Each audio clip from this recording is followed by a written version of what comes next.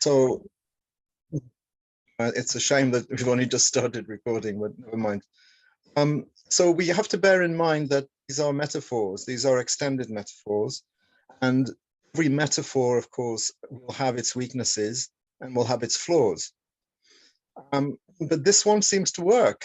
I do have one concern about this notion that God is looking at the creation so he can see through the view of others, but I'm going to save that concern until later. I think what you wanted was a comment on this comparison in this parable. And basically, that's really what I wanted to say, is that it's in keeping with Nursian extended metaphor. And it's what we have come to expect. And it's actually something that you don't find in other scholars. And the fact that it's not found in other scholars is also reflected in the very sad fact that many, many Muslims have still not come to grips and come to terms with this notion that the creation is full of divine names. Everything that you look at is a reflected name. Seems to be to many, when they first hear this, something that's almost alien, and yet we find it in the Quran, we find it in all of the teachings of all of the verses of the Quran, we find this theology of the names. Well, Nursi really is not inventing anything here. You know, it's not something that we shouldn't expect. It's not something strange. Unfortunately, it seems that our Muslim brothers outside of the Jamaat al-Nur can't really, well, I'm not saying they can't, but don't really identify with this theology of the names. It seems to them something new and something quite strange.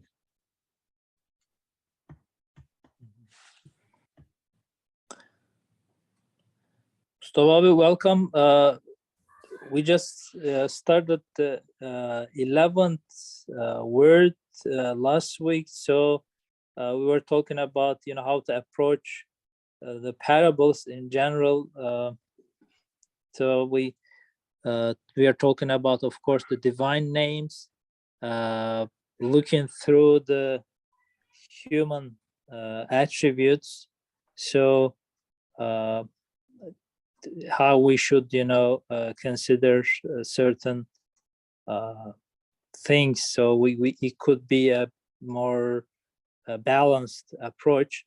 And then we just started again to read the parable. So at this point, do you have anything to add, or I can just continue?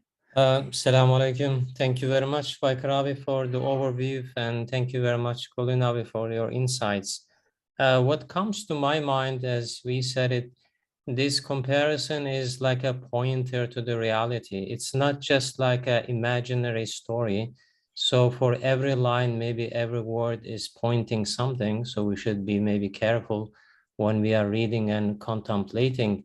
So what hits to me also when you are reading by Karabi is explaining this Jamal, Kamal, and Ihsan. So we see the beauty in the universe, in this palace. Ustad is explaining here.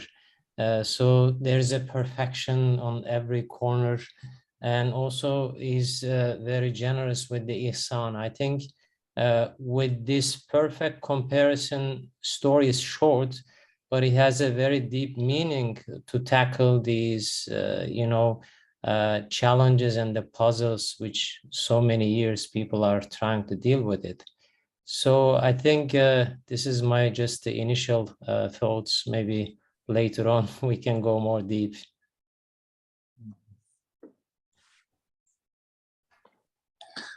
So maybe we can just simply say it is making huge facts closer to our limited minds, right? Sometimes we can just overwhelmed with the details of the story and have difficulty to compare, but it's a huge reality which kind of includes the whole fact of creation, the aim of creation, which is the simply our biggest question. But the comparison makes it much more approachable in our limited understanding, in a way. And for also these treasures, when Ustad is mentioning, so there's a lot of treasures, and this is like a big mystery also. It seems that it's the names of Allah, because there is things which is like a cover, but behind there are meanings, and those meanings is pointing one of the names of Allah. So, and these names are not limited only for the 99 names we know.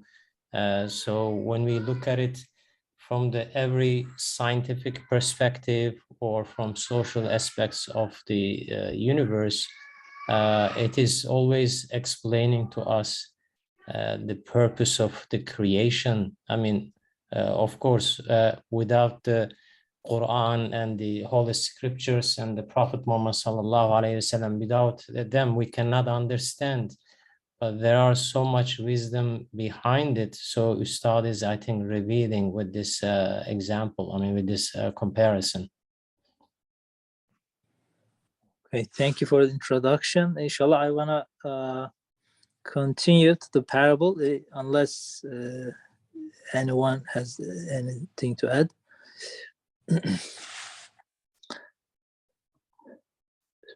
With this purpose in mind, the king started to construct a vast and majestic palace. He divided it into magnificent apartments and dwellings, and decorated it with every sort of jewel from his treasuries. And with his own hand, so full of art, adorned with the finest and most beautiful works, he ordered it with the saddles of the arts of his wisdom, and decked it out with the miraculous works of his knowledge. Then, after completing it, he set up in the palace broad tables containing the most delicious of every kind of food and every sort of bounty.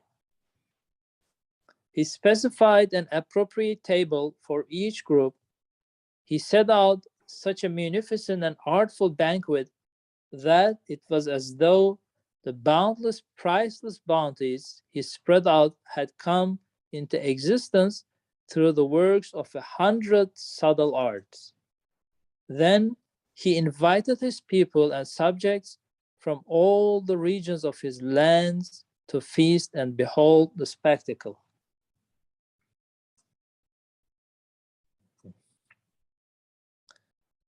Sounds marvelous. Any words on this part? We can little bit open up certain statements like saddles of the arts of his wisdom, miraculous works of his knowledge, and finest and most beautiful works. So I think we can see all the way through that he's using certain adjectives, which is getting us ready. The adjectives obviously are taken from various names. And it is a fact, as you said, it is a reflection of fact. We see those things out there, especially now in springtime. We see the palace is rebuilt every year. And it's rebuilt in a similar style to the year before, but also very, very different. And we see this palace being erected in front of our eyes, but because we are creatures of habit, we very rarely look and wonder. We are told make tafakkur, to make tadabbur, ta'aqqul, tadhakkur, and very few people do that, to any extent. But the springtime is, the time of a resurrection as well. There are lots of things happening in Alam al-Malakut, and they're reflected in Alam al-Mulk by this insha'at, this building. Everywhere there is building, everywhere there is creation, everywhere there is newness, novelty, and everywhere we see scattered all of the beautiful names. And Ustad, talks here about being artistic, being beautiful, being subtle, being miraculous, delicious, appropriate, munificent, artful, priceless. See how many adjectives he uses, and each one of them can be traced to one of the beautiful names. And you know, he's, as you said, I think it was an excellent way of looking at this. This is all fact. It's not something that can be disputed. These are, in a sense, brute facts. Beauty is a brute fact. You can't explain it. Artfulness is a brute fact. You know, knowledge is a brute fact. These things don't have to be proven. They are there. We experience them. We have all of the tools to experience them. You know, we have senses. We have senses which are able to appreciate all of these things. So this is a very beautiful extended metaphor, but as you said, it's not something that is strange or otherworldly or, you know, fabricated. This is fact. It's fact that is reframed in a very beautiful extended metaphor, which tells us something about the cosmos in which we live. And Ustad does this in a very, very expert way, because this is his, you know, theology of the beautiful name, and he does it better than anyone else. Thank you for bringing it up, because as you said, this is, we didn't come to discuss the visitors yet to the palace, but as you said, from whatever ideology you're coming from, you know, whatever background and whatever point of view you have, this is witnessed by everybody. It is there, and it is from micro level to the macro level, and at every single step of, you know, our observations of experiencing of life, with all our feelings and senses, it is observed. It is the fact in the universe. Thank you. Absolute fact. Everyone reads the book, you know. Creation, I mean, another extended metaphor of Ustad's, which is not unique to him, I have to say, and we read it a lot in medieval Christian mystical work, as well as in Muslim work, of creation, the creation being likened to a book, and everyone reads the book because everyone is able to. But how you read it and what conclusion you draw from it, how you interpret that book, is obviously different. But everyone is reading the same lines, the same paragraphs, the same words. Thank you. Mustafa, any words on this paragraph? It is quite interesting also, like this palace has brought tables containing this most delicious of every kind of food and every sort of bounty, because you know, it's very delicate, and also it satisfies everyone, because in our human level we have difficulties even on the same family. People have different appetites. Someone likes salty, someone likes this way, that way. So when you enter to the kitchen, it's not easy to prepare the food for everyone to satisfy them. But Allah is dividing this palace into different levels, and each room there's a different creation. And all of these creation with the most delicate part of the foods is being, you know, optimized in a way that they are happy and they get the enough proteins and the vitamins and everything. So people are bringing, let's say, to laboratory, oh, for this apple, can you check how many calories, how many vitamins we have, or how much, let's say, iron we have. It's not in a kilogram level, it's not milligram, it's sometimes a microgram level, which is like you have to divide the kilogram by 1 million, 1,000. So it's so sensitive scale, which we even have difficulties, but Allah is preparing it for the billions of millions of guests which is coming to the universe. And this is truly like amazing how Allah is preparing this appropriate table for each group and for each individual. Thank you. Yeah, thank you. Moreover, it's obvious that we are not only feasting with our tongue and stomach, but we're feasting with all the other senses, right? With our eyes, with our ears, with our feelings. It's such decorations that's talking to subtle arts, you know, talking to all our senses in a way. which satisfies all our need of perfection.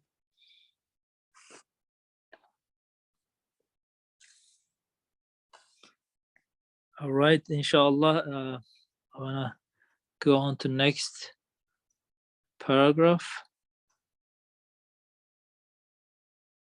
Later, the king appointed a supreme commander, peace and blessings be upon him, as a teacher to make known the purposes of the palace, the meanings of its contents, to describe its maker and its contents to the people, make known the secrets of the palace's embellishments, teach what the arts within it were pointing to, and to explain what the well-set jewels were, and the harmonious embroideries, and to explain to those who entered the palace the way in which they indicated the perfections and arts of the palace's owner, and to inform them of the correct conduct in beholding them, and to explain the official ceremonies as the king, who did not appear, wished them to be.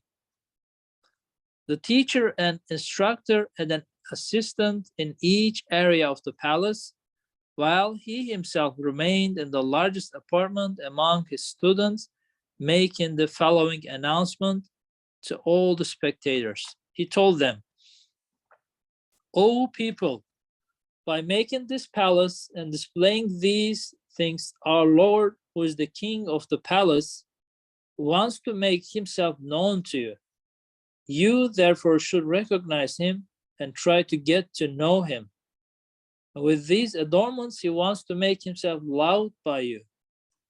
Also, he shows his love for you through these bounties that you see, so you should love him too by obeying him.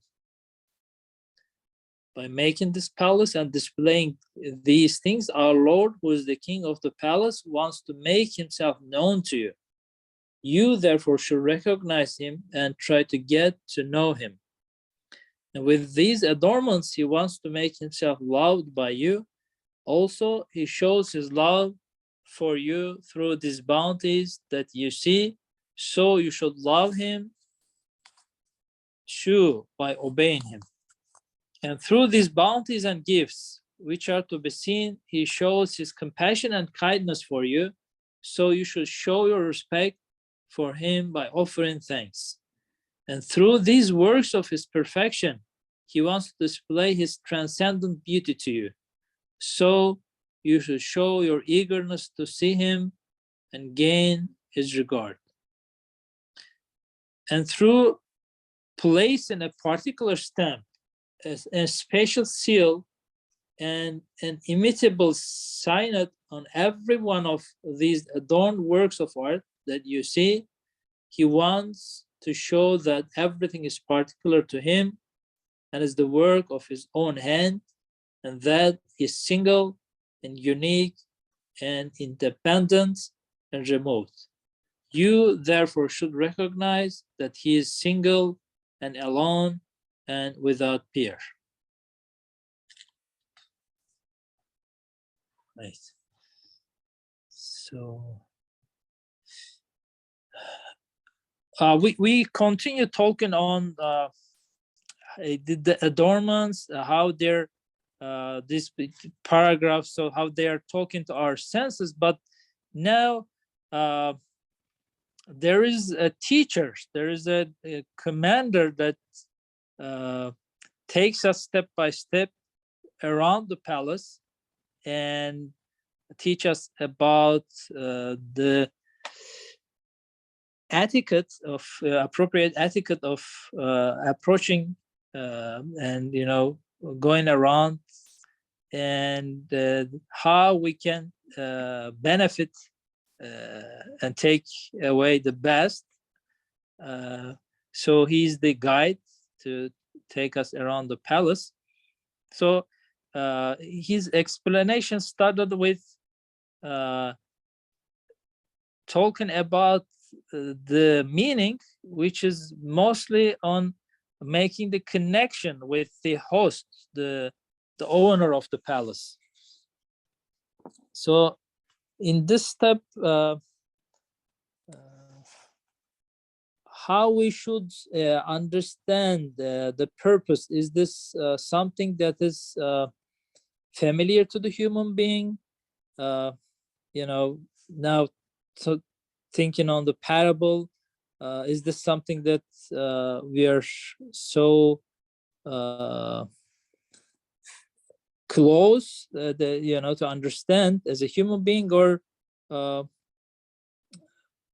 is it something that we need to remind ourselves constantly, in a way? Korin Hocam, you want to say a few words on this part? Yeah, I think also this is something which is quite innate, you know, it's quite fitri, because if there is something which needs an explanation and needs, and it's something that is being taught, then you need a teacher, you need someone who knows what that thing is there for. So if you're, you know, if you think in terms of a city, the very first time you go to a big city, you buy a guide, or you employ someone who knows that city intimately and is able to take you around.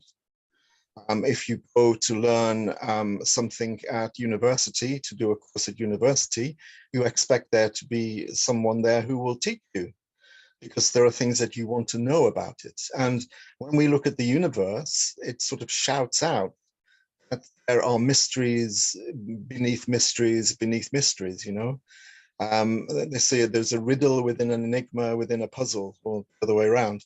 Whatever you look at, there is an explanation that is needed. And because we seek meaning, human beings are meaning-seeking creatures. We always want to know why. Unfortunately, of course, modernity tells us that the most important questions is not why, but how.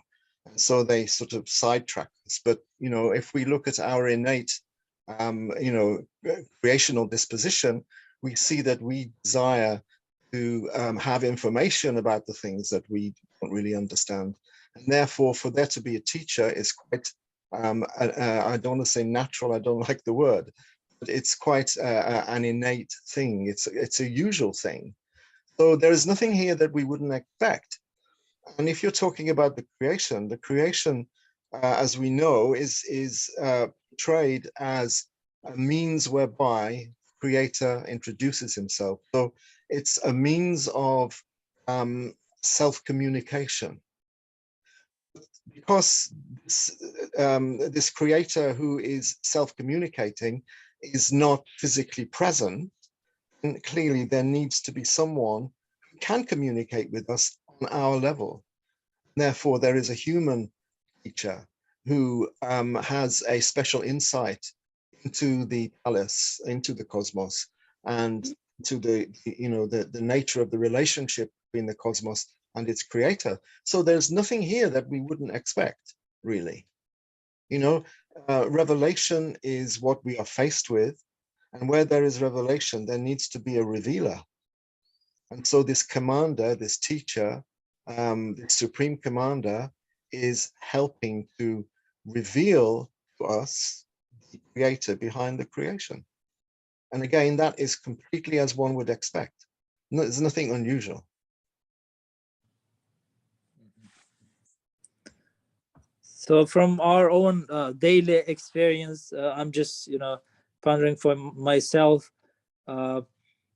if I'm invited to a friend's house, you know, who we have a good relation, yes, there's always talk upon the, you know, how nice was the food, and how beautiful was his house, and etc., etc.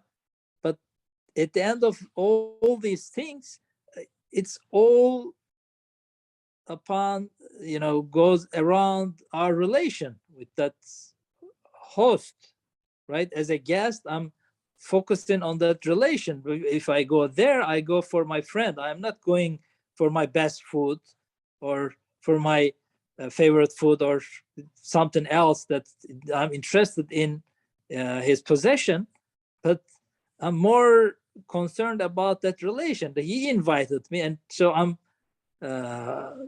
just kind of obeying that invitation. So it's obvious, as you said, it's very clear when I enter the palace. Yes, there's mysterious things, there's marvelous things, there's miraculous things that kind of just shocks me. And I want to learn, I want to explore, I want to dig in, to understand what's happening here. But the major teaching, the main teaching, is just opening my mind to us. It's very familiar to me. My innate needing, my how I'm created is in that way. I'm not something new into. If I'm offered a feast, if I'm comforted in a place, if I'm hosted in a nice environment, I'm just thankful. I appreciate. I'm just want to at least turn around with a thanks and appreciation, all these things. So as you said, this is very nothing strange to us. It's all what we experience with our very inner being, the humanness, in a way. If someone comes to you and gives you a ticket, an air ticket, and says, look, I'm going to send you over the other side of the world into the best hotel for a month, where you will be seeing lots of interesting people and things that you've never experienced before, in the very, very best hotel, with the best entertainment, and you have the best accommodation, the best transport, you're going to want to know who this person is.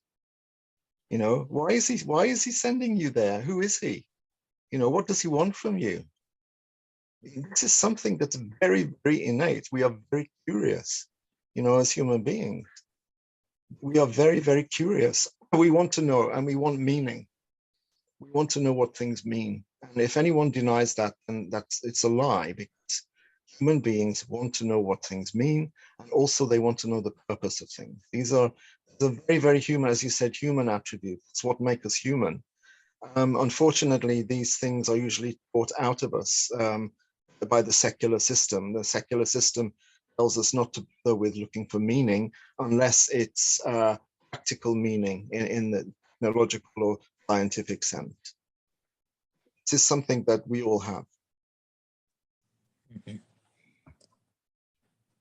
So, Bobby, you want to add a few words on? Okay. Yeah, I mean, from my daily life also, I'm working in a laboratory. So definitely we need teachers. I mean, we get used to it. Without teachers, it's quite miserable, the life. Why? I mean, if you go to, let's say, a convenience store and buy a flashlight, it's quite simple, right? One button and one battery. Maybe we could say, I can figure it out. I don't need anyone to show me how to operate this. But when you have an equipment, let's say a television or sophisticated computer or laboratory equipment, which would cost millions of dollars. So this shows that there is something special about this equipment. There is maybe a sensitivities. I could break it. Maybe I can cause some trouble. Or where this instrument is located, I want to know how to enter because it's well protected. So when you go to a laboratory, whether it's a biology or chemistry laboratory, there are certain rules you need to follow. You have to wear a proper dress. You should not get close to some of the chemicals, maybe some biological things. So whoever is the visitor or guest, they have to follow certain rules. So who's going to guide them? So there's a tour guide, there is someone who knows in and out. They take them and show the area. So, but those areas, maybe there are meanings of the contents of the laboratory. So how the laboratory is designed, what analysis people are doing there, what are the, the meanings it's pointing out. So like, here the palace is much more complicated than a small laboratory. So Allah is swearing to the sun, to the moon, to night and day. So he's emphasizing how important this universe, how important laboratory we are in, and everything is in its perfection. And like we have a proper dress, we cannot enter to a chemical laboratory with sandals and shorts, for example. This is a rule in our laboratory because chemicals can spill on you. But how about like when I enter to the laboratory of the creator, the owner of this palace, what is his rules? How can I behave? You know, what are the ceremonies? Because, you know, there might be certain things the king wants from us. So, of course, these equipments are coming with a user manual, but the user manual sometimes doesn't tell you the every detail. And even if it tells you the details, to make a connection and to come up with an, you know, a kind of a summary or conclusion, you definitely need a technical support person or a teacher. So not only the scientific community, the humanity is get used to it because the teacher here, and there is also a term assistant. When we look at 124,000 prophets and many saints and scholars came to the humanity, so we all are familiar with what that means. You know, I think it's like a crucial. Without teachers, we cannot survive. Thank you. Thank you, Mustafa abi. So step by step, we are going through this etiquette, or the obeying the guidance that we need to follow while exploring the palace, according to the teachings of the teacher, the guide, the supreme commander. O people, by making this palace and displaying these things, our Lord, who is the king of the palace, wants to make himself known to you. You therefore should recognize him and try to get to know him.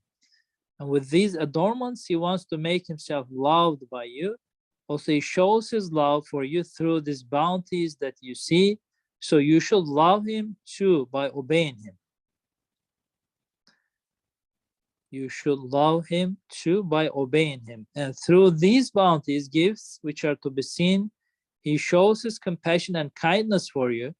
So you should show your respect for him by offering thanks. And through these works of his perfection, he wants to display his transcendent beauty to you. So you should show your eagerness to see him and gain his regard. And through placing a particular stamp, a special seal, and an imitable sign on every one of these adorned works of art that you see, he wants to show that everything is particular to him and is the work of his own hand, and that he is single and unique and independent and remote. You therefore should recognize that he is single and alone and without peer or like or match, and accept that he is such.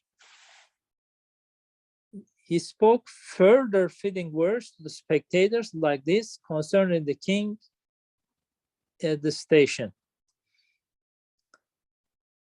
Then the people who had entered the palace separated into two groups. The first group, before going to the groups, any additional reflections on this guidance? So he's making this connection, he's making himself known to you, so respond in this way. He's making himself loved to you, so respond in this way. So yes, it is humane, it is familiar to our innate feelings, but I guess we need this reminders, or we need to know about, as Mustafa said, the way of acting in the proper way. And having the right approach to this relation, or so to this very important conversation. Any thoughts on this? I think the fact that we have the wisdom of parents, of having parents in this world, is itself a reflection of the second paragraph. You know, we can understand that, you know, we should recognize our parents and get to know them, because what they do for us shows, shows that they love us, and in return we should obey them. You know, because they give us a lot of bounties and gifts through their compassion and through their kindness. You know, the mother lives 9 months of her life with the child inside her, you know. And this is, I think, why we have parents, is, you know, this is a kind of tanazulat. This kind of respect that we should have for our creator is reflected in that. And as you said, it's very human. I like the way that you've tried to tease this issue out of these paragraphs, you know, that these are not strange things, you know, these are very human and very familiar things. This is not something that we can, you know, dismiss and say, oh, this is crazy, you know, who thought of these crazy things? It is very innate, it's very human. You know, if someone is acting with kindness and compassion, then you want to love them, you want to obey them. And, you know, the best example is the example of the parent. And we know that in Quran, in many places, after Allah, we have parents. You know, believe in Allah and be kind to parents. It's quite shocking that they should come second. But I think it's because the parent, be it the mother or the father, is a reflection of Allah's creatorship, Allah's solicitousness, Allah's compassion, Allah's munificence. So, you know, this is not something that we should find to be alien. Thank you.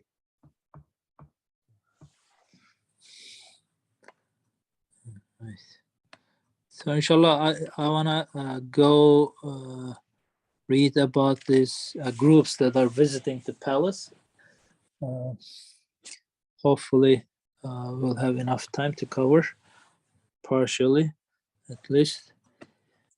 The first group, since these people had self-knowledge, were intelligent, and their hearts were in the right place.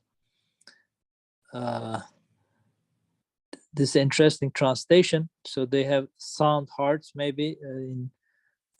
Since these people had self-knowledge, so they're paying attention to who they are, what kind of feelings and attributes they have, and were intelligent, and their hearts were in the right place. When they looked at the wonders inside the palace, they declared, "There are great matters of food here." They understood that it was not in vain or some trifling plaything. They were curious, and while wondering, I wonder what the talisman, what the mystery to this is, and what it contains. They suddenly heard the speech the master and instructor was given, and they realized that the keys to all the mysteries were with him. So they approached him and said, "Peace be upon you, O master. By rights, a truthful and exact instructor like you is necessary for a magnificent palace such as this. Please tell us what our Lord has made known to you." First of all, the master repeated the speech to them. They listened carefully, and accepting it, profited greatly.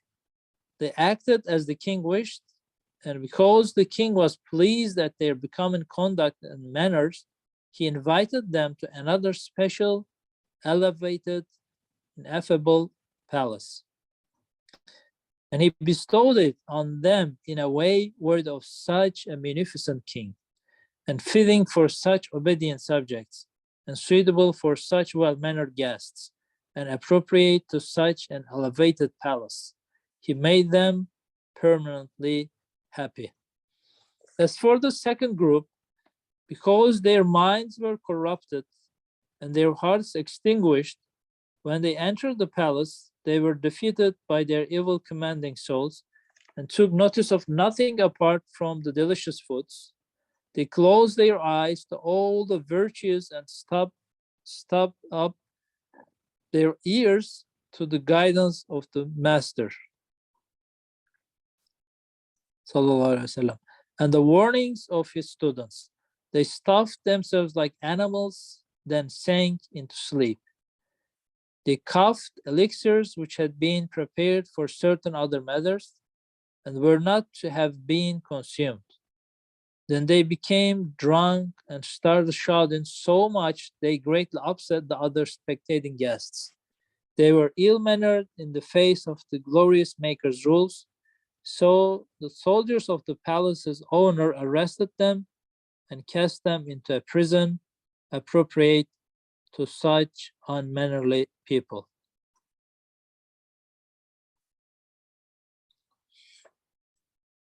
Okay. So again, while exploring the palace, I guess it's obvious that that palace is done according to the needs and pleasures of those visitors.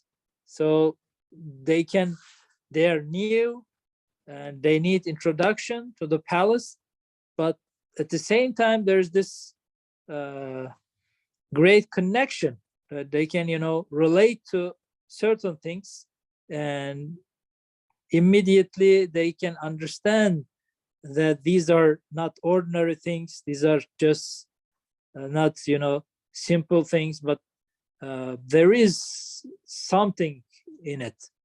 So they pay attention to the instructor. On the other hand, the second group, it's not that they lack the abilities, but they are so obsessed with just following their own desires. I guess it's mostly that's holding them, paying attention to the real aim of the palace. It's do you want to reflect on this at this point, Mustafa abi or Colin Hocam? Yeah, Bakravi, thank you for summarizing. Yeah, I mean, when you enter as a guest in such a beautiful and wonderful palace, of course, the people is dividing into two categories. When you see a delicious food, sometimes we fall into also that trap, because maybe the second group, sometimes a same person can fall into that group and sometimes go to the first within the same personality. But if we are seeing that such a wonder is from the akal we have, because we have an intellect Allah is giving to us, and the first group is they know who they are, maybe their ajz and faqr side, and their mind is maybe is on the right direction to inquire and being curious, why am I here? What is this? What he wants from me. So these kind of questions are coming to mind if you don't busy with the food and other things, worthy things. And also their heart is, I think, on the right balance in the first group. But when we see just by thinking, we may not come to a conclusion, but they look at the side and then they see this great teacher and asking, whatever you learn from the master of this palace or owner of the palace, teach us. And when the teacher is telling them, what needs to be done, what he wants, they nicely and kindly listened, and they accepted and implemented. So that's the key, I think. With this action, the sultan, the owner of the palace, is very pleased with the situation, and they were invited actually in a much better place.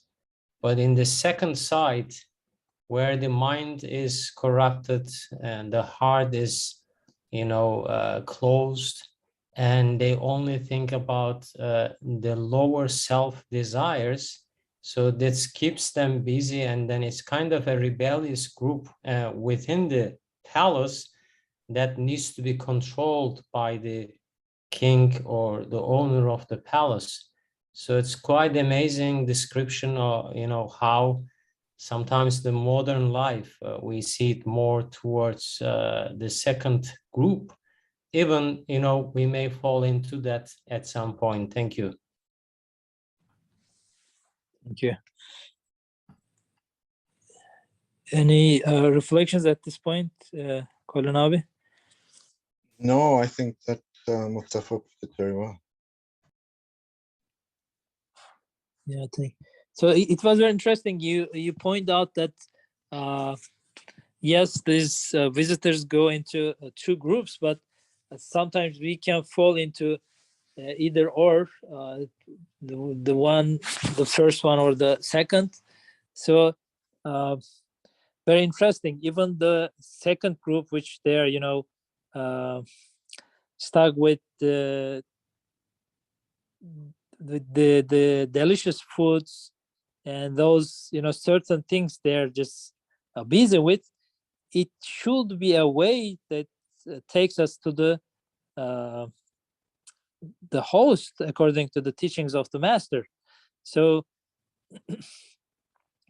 again, in life we are also busy ourselves with certain things, and sometimes really focus on the personal relation that we have with that certain thing, that feeling, that pleasure, that benefits. So but eventually when I wake up, at least I need to again turn my attention to the real concept, why this is here, why this relation is there, why I am really equipped with certain devices to be so much related with these certain things. So it was very interesting to me at this point. Otherwise we're just in a very clear, obvious relation, but we are lost in that certain simple things. Thank you for bringing it up. Again, back to our host and guest relation, just came to my mind. If I'm, comforted with my by my host in the best way with the best food, and I keep talking about, oh, how great is the flour in our market, and how great is the farming in this region, and we have the best of butter, we have the best of I don't know, cheese, and we have the best of the sun and the climate, but never offer any thanks and never pay attention to that relation. It's obviously nonsense. It doesn't make sense. But unfortunately, you're right. And thank you, Harun Abi and Colin Abi, that in the chat part, we also have some reflection on this. We are so obsessed, so busy with certain things, and it's also bombarded in a way by the modern society and modern norms to us, that this is the one that should really concern us, or that will really make us happy, that is our real aim in this life. But the major part, which is the relation between the host and the guest, is most of the time just escapes from our attention. So we are close to the end. To just wrap up, this goes on. The 11th chapter is a long one. I want to just read one or two more paragraphs, which is kind of a wrapping up in a way. Oh, friend who is listening to the story with me, of course, you have understood that the glorious Creator built this palace for the above mentioned aims. The achievement of these aims is dependent on two things. The first, the existence of the Master, peace and blessings be upon him, whom we saw and whose speech we heard, because if it was not for him, all these aims would be in vain. Because if it was not for him, all these aims would be in vain. For if an incomprehensible book has no author, it consists only of meaningless papers. I guess we should make a correction here in the translation. For if an incomprehensible book has no instructor, I guess it consists only of meaningless papers. So the teacher is a must for the book. The second is the pupil listening the master's words and accepting them. That is to say, the master's existence is the cause of the palace's existence, and the pupils listening to him is the cause of continuation of the palace's existence. In which case, it can be said that if it was not for the master, peace and blessings be upon him, the glorious king would not have built the palace. And again, it may be said that when the pupil do not heed the master's instructions, the palace will of a certainty be transformed and changed. So inshallah, we can cover more on the our responsibilities and how it's related, the existence of the palace to related to our duties. But do you want to say a few words before we close on the existence of the masters, the relation with the masters' existence and the palace?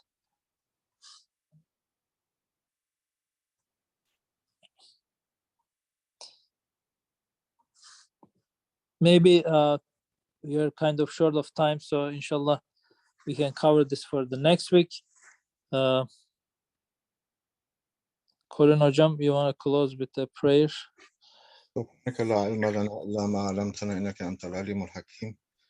Inshallah, we will all have the fortitude to read the creation in the way that it should be read, to recognize the names as they should be recognized, and to respond to the names as they should be responded to, inshallah.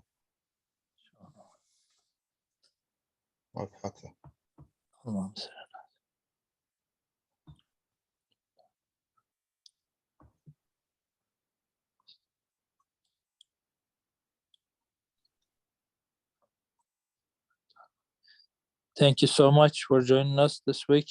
Thank you for your Inshallah, moderation. we will be continuing with the same topic for the following week, for the next week.